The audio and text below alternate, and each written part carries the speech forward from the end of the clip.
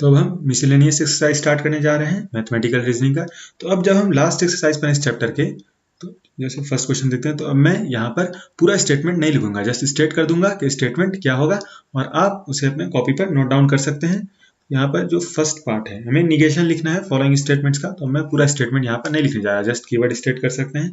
तो स्टेटमेंट है P for every positive real number x the number x minus 1 is also positive, और हमें negation लिखना है, तो हम निगेशन लिख सकते हैं।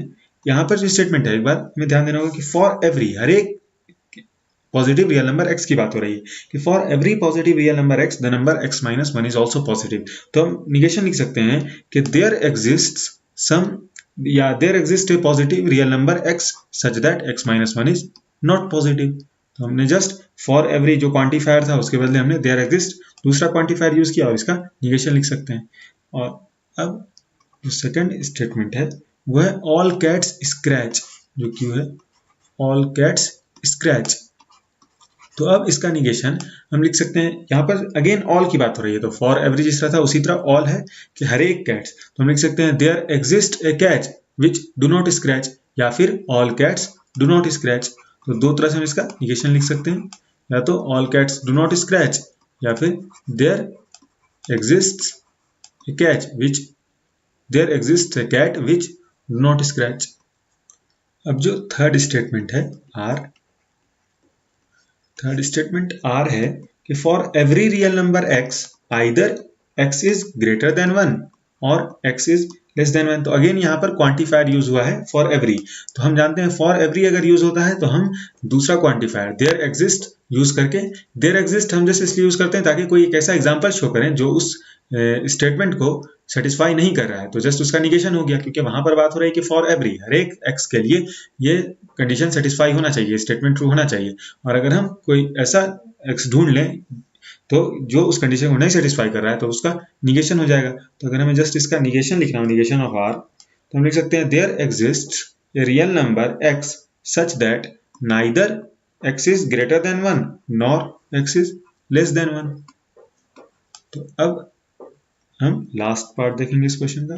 लास्ट पार्ट में स्टेटमेंट एस है there exist a number x such that x is between, there exists a number x such that 0 to x to 1। यहाँ पर देयर एग्जिस्ट की बात हो रही है, यानी अगर हमें इसका निगेशन लिखना है तो इसका हर एक x के लिए ये कंडीशन नहीं सेटिस्फाई होनी चाहिए। अगर फॉर एवरी रहता है तो मतलब हम जस्ट उसके निगेशन के लिए कोई एक एग्जांपल शो कर देते हैं, लेकिन यहाँ पर जो क्वांटिफायर यूज हुआ है वो देयर एग्जिस्ट है, तो इसके लिए हम there does not exist a number x such that 0 to x 1, तो ये इसका निगेशन हो जाएगा। क्वेश्चन नंबर 2 में हमें गिवन स्टेटमेंट्स का कन्वर्स और कंट्रापोजिटिव लिखना है। तो अगर हम गिवन स्टेटमेंट्स को इफ p देन q के फॉर्म में कन्वर्ट कर लेते हैं तो फिर हम कन्वर्स और कंट्रापोजिटिव आसानी से लिख सकते हैं। कंट्रापोजिटिव हो जाएगा if q is not true then p is not true, और कन्वर्स हो जाएगा इफ q देन p। तो हम क्वेश्चंस की तरफ बढ़ते हैं। जो फर्स्ट स्टेटमेंट है वो है a positive integer is prime only if it has no divisors other than 1 and itself. तो अब अगर हमें इसे इफ p देन q के फॉर्म में लिखना है तो हम लिख सकते हैं if a positive integer is prime then it has no, if a positive integer is prime, just यहाँ पर कीवर्ड्स लिख देते हैं, is prime then it has no divisors, then it has no divisors other than 1 and itself. तो अब हम आसानी से इसका कंट्रापोजिटिव और कन्वर्स लिख सकते हैं। तो अब अगर हमें कन्वर्स लिखना हो तो हम just if p then q को इफ q देन p लिख देंगे, यानी कन्वर्स हो जाएगा if a positive integer has no divisors other than 1 and itself then it is prime. और अब अगर कंट्रापोजिटिव लिखना है तो negation of q then negation of p। तो इफ पॉजिटिव इंटीजर, यहाँ पर q था कि if positive integer has no divisors other than 1 and itself, तो अब इसका निगेशन हो जाएगा, नो हट जाएगा, if positive integers has divisors other than 1 and itself then it is not prime. और अब हम सेकेंड पार्ट की तरफ बढ़ेंगे। सेकेंड पार्ट में जो स्टेटमेंट है वो है I go to a beach whenever it is a sunny day. तो अगर अब इस स्टेटमेंट को हमें इफ देन फॉर्म में लिखना है तो हम लिख सकते हैं if it is a sunny day, if it is sunny day, यहाँ पर जस्ट पूरा स्टेटमेंट लिख देते हैं। If it is a sunny day then I go to beach. तो अब हम आसानी से कंट्रा पॉजिटिव और कन्वर्स लिख सकते हैं। तो इसका कन्वर्स हो जाएगा if I go to beach then it is a sunny day. काफी इजी है, इफ पी देन क्यू, तो if Q then P, if I go to beach then it is a sunny day. और contrapositive हो जाएगा if I do not go to a beach then it is not a sunny day. यहाँ पर हम देख सकते हैं पूरा स्टेटमेंट लिखने की कोई खास जरूरत नहीं है, ये कंसेप्चुअली इसमें ज्यादा कुछ है नहीं, जस्ट यहाँ पर स्टेट कर देते हैं। और अब जो थर्ड स्टेटमेंट है, if it is hot outside then you feel thirsty, तो हम देख सकते हैं ये पहले से ही इफ देन फॉर्म में है। If it is hot outside, if it is hot outside then you feel thirsty. तो हम कन्वर्स लिख सकते हैं कि if you feel thirsty then it is hot outside. Just if then के साथ जो फ्रेज है वो हम चेंज कर देंगे, देन यू फील थर्स्टी, ये क्वेश्चन था। तो कन्वर्स हो जाएगा if you feel thirsty then it is hot outside, और कंट्रा पॉजिटिव हो जाएगा if you do not feel thirsty then it is not hot outside. Question number 3 में जो गिवन स्टेटमेंट्स है उसे हमें इफ देन फॉर्म में लिखना है, यानी इफ पी देन क्यू के फॉर्म में लिखना है। तो इस तरह के क्वेश्चन हम पहले भी काफी कर चुके हैं, तो इसमें हम जस्ट आंसर्स की तरफ बढ़ेंगे। जो फर्स्ट स्टेटमेंट है वो है it is necessary to have a password to log on to the server. तो अगर अब हमें इसे इफ देन स्टेटमेंट में, इफ देन फॉर्म में लिखना हो तो हम लिख सकते हैं इफ यू, जस्ट हम कीवर्ड्स लिख सकते हैं, log on to the server then you have a password. तो जो गिवन स्टेटमेंट था वो था it is necessary to have a password to log on to the server. तो हम जस्ट इसे अगर इफ देन फॉर्म में लिखना हो तो लिख सकते हैं if you log on to the server then you have a password. और अब जो सेकंड स्टेटमेंट है कि there is a traffic jam whenever it rains, there is a traffic jam whenever it rains. तो अगर अब इफ देन फॉर्म में लिखना है तो if it rains, if it rains then there is a traffic jam. Then यहाँ पर हम पूरा स्टेटमेंट लिख देते हैं, then there is traffic jam. और अब जो थर्ड स्टेटमेंट है, you can access the website only if you pay subscription fee. तो अब अगर इसे इफ देन फॉर्म में लिखना है हम लिख सकते हैं if you can access the website, if you can access the website then you pay a subscription fee, then you pay subscription fee। Question number 4 में हमारे पास जो स्टेटमेंट है उसे हमें P if and only if Q के form में लिखना है, यानी P if and only if Q के फॉर्म में लिखना है। और जो स्टेटमेंट हमारे पास है हम देख सकते हैं कि if P then Q and if Q then P के फॉर्म में, यानी पहले हम स्टेटमेंट रीड करते हैं फिर क्लियर होगा कि हम इस फॉर्म में कैसे लिखेंगे। तो जो स्टेटमेंट है वो है first statement, if you watch television then your mind is free, and if your mind is free then you watch television. तो इसे हम अगर P if and only if Q के फॉर्म में लिखना है तो हम लिख सकते हैं कि यू वॉच टेलीविजन, पी यहाँ पर यू वॉच टेलीविजन है, you watch television, just TV लिख सकते हैं, you watch television if and only if your mind is free. तो यहां पर जो स्टेटमेंट था उसे हमने if and only if your mind is free उसे इस फॉर्म में हमने लिख दिया। और इसी तरह हम जो दो स्टेटमेंट और है उसे भी if and only if Q, P if and only if Q के फॉर्म में लिखेंगे। जो सेकंड स्टेटमेंट है वो हम देखते हैं। सेकंड स्टेटमेंट है for you to get an A grade it is necessary and sufficient that you do all the homework regularly. तो इसे अगर हमें इस फॉर्म में लिखना हो तो हम लिख सकते हैं कि you get an A grade if and only if, यहां पर अब हम यूज करेंगे, यहां पर ये स्टेटमेंट पी था, you get an A grade if and only if you do all the homework regularly. तो यहां पर जो क्यू स्टेटमेंट है वो है if and only if you do all the homework regularly. और अब हम पहले होमवर्क, तो आप समझ सकते हैं स्टेटमेंट, फिर भी हम यहाँ पर पूरा लिख दे रहे हैं। और अब जो थर्ड स्टेटमेंट है वो है if a quadrilateral is equiangular then it is a rectangle. And if a quadrilateral is a rectangle then it is equiangular. तो अगेन ये उस फॉर्म में है जिस फॉर्म में फर्स्ट स्टेटमेंट था। तो अब अगर हमें इसे P if and only if Q के फॉर्म में कन्वर्ट करना है तो हम लिख सकते हैं a quadrilateral is equiangular, quadrilateral just quad लिख देते हैं, is equiangular if and only if and only if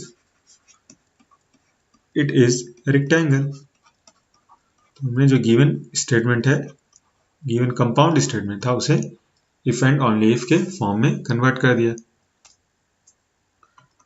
question number 5 में हमारे पास दो स्टेटमेंट है P और Q, और P स्टेटमेंट है कि 25 is a multiple of 5 is a multiple of 5, और Q स्टेटमेंट है कि 25 इज ए मल्टीपल ऑफ 8। और इस क्वेश्चन में हमें इन दोनों स्टेटमेंट को कनेक्ट करके कंपाउंड स्टेटमेंट बनाना है, और दो तरह से कनेक्ट करना है। पहले कनेक्टिंग वर्ड एंड यूज करना है और फिर और यूज करना है, और उसके बाद जो कंपाउंड स्टेटमेंट बनेगा उसकी वैलिडिटी बताना है कि वो ट्रू है या फॉल्स है। तो पहले हम कंपाउंड स्टेटमेंट बना लें। तो अगर हम विथ कनेक्टिंग वर्ड एंड बनाएंगे तो वो हो जाएगा 25 is a multiple of 5 and 8, 25 is a multiple of 5 and 8। तो अब अगर हमें इसकी वैलिडिटी चेक करनी है तो हमने एंड से कनेक्ट किया है, तो यहाँ पे जो दो कनेक्टिंग स्टेटमेंट है वो दोनों ट्रू होना चाहिए, वो दोनों कंपोनेंट स्टेटमेंट ट्रू होना चाहिए, तभी एंड से अगर हम कनेक्ट कर रहे हैं तो वो ट्रू होगा। हम जानते हैं ए एंड बी, कोई भी स्टेटमेंट P एंड Q तभी ट्रू होता है जब P भी ट्रू हो और Q भी ट्रू हो। तो हम देख सकते हैं 25 इज ए मल्टीपल ऑफ 5, ये तो ट्रू है, लेकिन 25 इज ए मल्टीपल ऑफ 8 ये स्टेटमेंट फॉल्स है। तो हम अगर एंड से इन दोनों कनेक्ट कर रहे हैं तो 25 दोनों कंडीशन को नहीं सेटिस्फाई कर रहा है, तो ये स्टेटमेंट फॉल्स हो जाएगा। और अब हम और से कनेक्ट करेंगे और उसके बाद वैलिडिटी चेक करेंगे। तो अगर हम और से कनेक्ट करते हैं तो स्टेटमेंट हो जाएगा 25 इज ए मल्टीपल ऑफ 5 और 8, यानी 25 मल्टीपल है 5 का या फिर 8 का। तो यहाँ पर या से हम कनेक्ट कर रहे हैं और से, तो किसी एक से भी अगर ये किसी एक का भी अगर मल्टीपल है तो ये स्टेटमेंट ट्रू हो जाएगा। और हम जानते हैं 25 5 का मल्टीपल है, तो ये स्टेटमेंट ट्रू हो जाएगा। तो सेम स्टेटमेंट को अगर हम एंड से कनेक्ट कर रहे हैं तो वो फॉल्स हो जाता है, क्योंकि वो दोनों कंडीशन को नहीं सेटिस्फाई कर रहा है। लेकिन और से अगर कनेक्ट करते हैं तो वो ट्रू हो जाता है, क्योंकि वो एक कंडीशन को सेटिस्फाई कर रहा है। क्वेश्चन नंबर 6 में हमारे पास दो स्टेटमेंट है और हमें प्रूफ करना है कि वो ट्रू है बाय कंट्राडिक्शन मेथड। जो फर्स्ट स्टेटमेंट है वो है sum of an irrational number and a rational number is irrational. यानी अगर हम किसी भी रूट P को इरेशनल एज्यूम कर सकते हैं, जहां पर P एक प्राइम नंबर है तो रूट P इरेशनल होगा, और Q हम एज्यूम कर लेते हैं कि कोई भी रेशनल नंबर है। तो Q और P यहाँ पर रेशनल है या प्राइम है। Q जरूरी नहीं है कि प्राइम हो, लेकिन P प्राइम है, तभी रूट P इरेशनल होगा। और अब हमें प्रूफ करना है कि इनका सम, अगर हम सम लिखें इन दोनों का सम यानी Q प्लस रूट P ये इरेशनल है, और हमें ये प्रूफ करना है बाय कंट्राडिक्शन मेथड। तो कंट्राडिक्शन मेथड में हम पहले कुछ एज्यूम करते हैं, हम पहले भी एक क्वेश्चन या और तरह के क्वेश्चंस प्रूफ कर चुके हैं कंट्राडिक्शन से। कुछ एजम्पशन करते हैं और बाद में वो एजम्पशन जब कंट्राडिक्ट होता है तब हम कहते हैं कि वो एजम्पशन हमारा गलत था। और तो अभी हम एज्यूम कर लेते हैं कि Q plus root P rational है। तो बाद में अगर ये एजम्पशन कंट्राडिक्ट होगा तो तो इसका मतलब हमारा एजम्पशन गलत होगा, तो Q plus root P rational ना होकर इरेशनल हो जाएगा।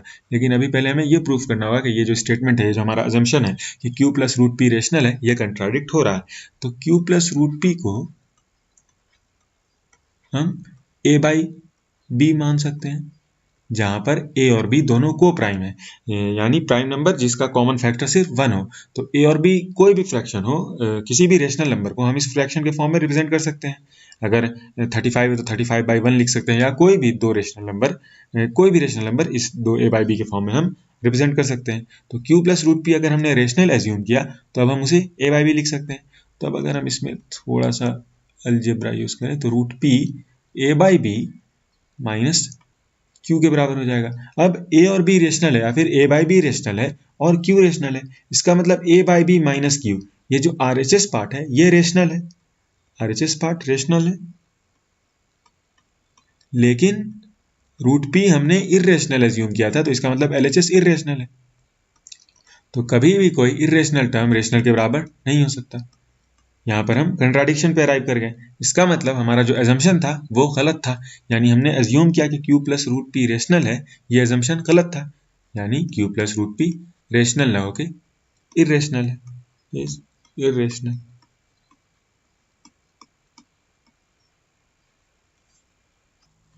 अब पार्ट 2 में जो स्टेटमेंट है हमारे पास वो है कि if n is greater then 3,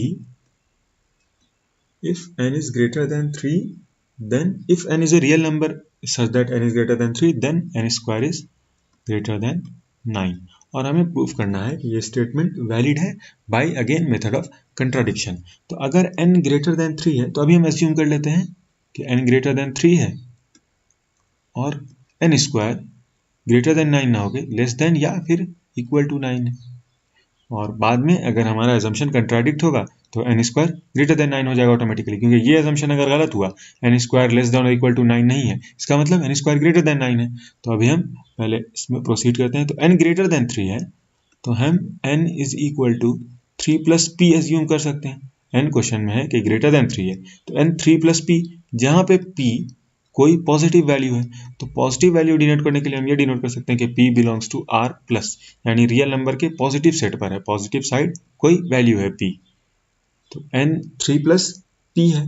तो अब अगर हम n स्क्वायर करें तो हम 3 प्लस p का स्क्वायर करना है, और 3 प्लस p के स्क्वायर को अगर हम एक्सपेंड करें तो a स्क्वायर यानी 9 प्लस b स्क्वायर यानी p square plus 2 into 3 into P यानी 6p।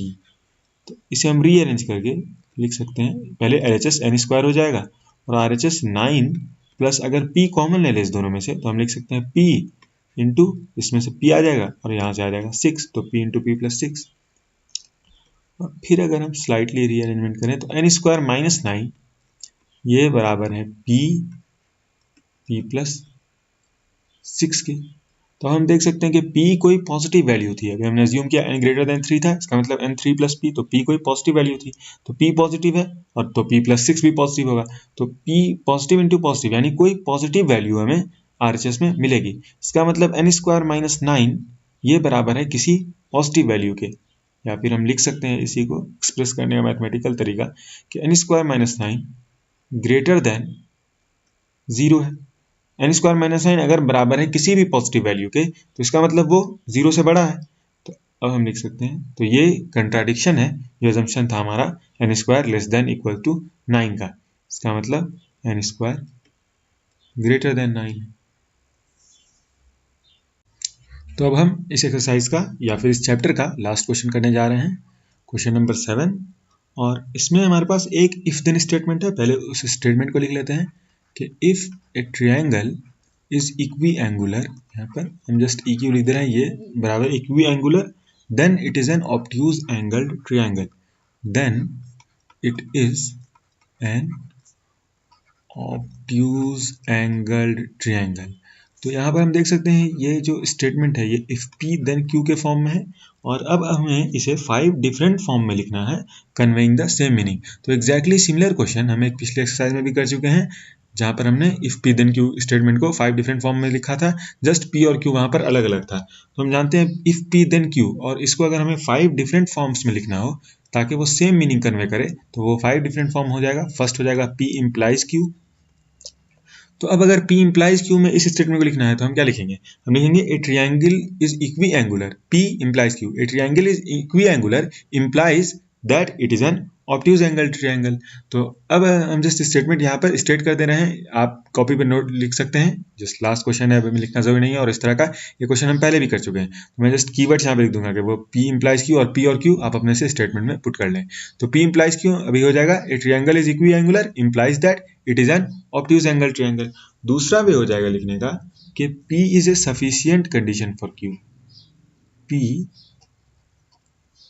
क्योंकि अगर p हो रहा है तो q हो रहा है, तो इसका मतलब p इंप्लाई कर रहा है q को। सेकंड वे में हम लिख रहे हैं कि p सफिशिएंट कंडीशन है q के लिए, क्योंकि अगर if p occurs then q occurs automatically, तो p is sufficient condition for q। तो हम देख सकते हैं जस्ट हम डिफरेंट वे में लिख रहे हैं, मीनिंग सेम कन्वे कर रहा है, p is a sufficient condition for q। तो अब अगर हम p और q स्टेटमेंट को इसमें पुट करें तो हो जाएगा for a triangle to be obtuse angle triangle it is sufficient that it is इक्विएंगुलर।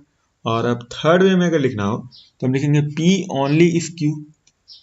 हम ये भी डिस्कस कर चुके हैं कि ये भी सेम मीनिंग ही कन्वे करता है, क्योंकि P तभी हो रहा है जब Q अगर कर रहा है, क्योंकि अगर P हो जा रहा है तो Q हो जा रहा है, तो Q अगर कर रहा है इसका मतलब P अगर कर रहा है ओनली इफ Q अकर्स। तो हम P ओनली इफ Q के फॉर्म में अगर इस स्टेटमेंट को लिखना हो तो हम लिख सकते हैं कि a triangle is equiangular P, a triangle is equiangular only if it is an obtuse angle triangle. और अब अगर फोर्थ फॉर्म में लिखना हो तो फोर्थ फॉर्म जानते हैं Q is a necessary condition for P। Q is a, तो अभी हमने डिस्कस किया कि if P occurs then Q occurs, तो P सफिशिएंट कंडीशन है Q के लिए और Q नेसेसरी कंडीशन है P के लिए। Q is a necessary condition for P। तो अब अगर हम इसे स्टेटमेंट फॉर्म में लिखेंगे, इसे ट्रांसलेट करेंगे तो हो जाएगा for a triangle to be equiangular it is necessary that it is an obtuse angle triangle. और अब जो लास्ट वे है वो होगा negation of Q implies negation of P। तो अगेन हम देखेंगे कि ये सेम मीनिंग कन्वे कर रहा है, क्योंकि अगर P हो रहा है तो इसका मतलब Q अकर कर जा रहा है, तो अगर Q नहीं हुआ है निगेशन ऑफ Q तो इसका मतलब P भी नहीं हुआ है। तो जस्ट ये अदर वे है इसको कहने का, डिफरेंट वे है इसको कहने का, सेम बात को कहने का। तो निगेशन ऑफ Q इम्प्लाई कर रहा है निगेशन ऑफ P। तो अब अगर हम इसे स्टेटमेंट फॉर्म में ट्रांसलेट करें तो हम लिख सकते हैं कि if a triangle is not obtuse angle triangle, it is an obtuse angle triangle, ये Q है तो negation of Q, if a triangle is not an obtuse angle triangle then it is not an equiangular triangle. तो exercise या mathematical reasoning chapter यहाँ पर and होता है।